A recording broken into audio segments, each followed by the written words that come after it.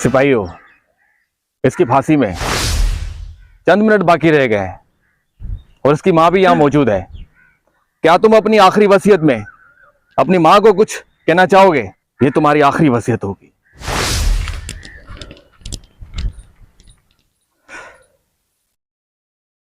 हाँ जेलर साहब, मैं अपनी आखिरी वसीयत में ये कहना चाहूंगा कि मेरे साथ मेरी मां को भी फांसी पे लटका दो।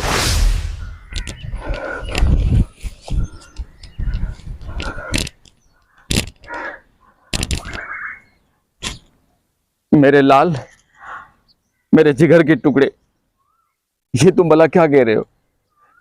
जेलर साहब भला मुझे फांसी पे क्यों चढ़ाएंगे जबकि कत्ल तुमने किया है?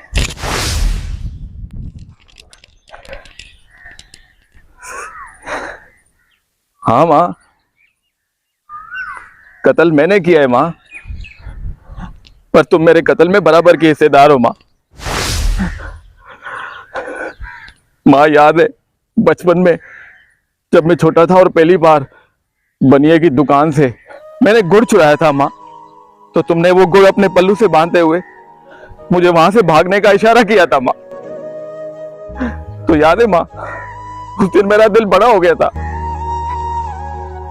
और दूसरी बार जब मैं मुर्गी चुरा के लाया था तो तुमने उसकी तारीफ करते हुए कहा था कि आज घर में गोश्त पका है।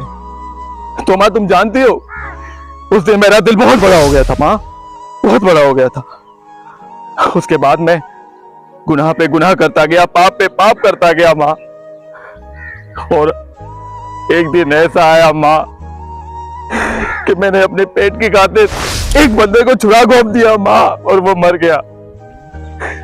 तो मां मैं तुम्हारी गलत तरबियत का नतीजा हूं मां।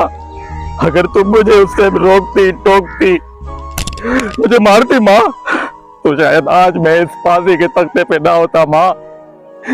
इसलिए तुम भी मेरे साथ सूली पे चढ़ो मां, ताकि कल को कोई मां अपने बेटे की गलत तरबियत ना कर सके। मेरे साथ फांसी चढ़ोगी तो आज के बाद कोई मां अपनी औलाद की गलत तरबियत नहीं करेगी मां, नहीं करेगी।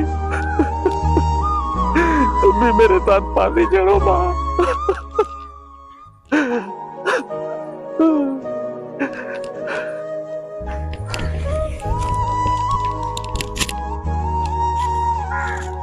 हाँ बेटा, तुम सही कह रहे हो। आज मेरा कलेजा फट रहा है जेलर साहब।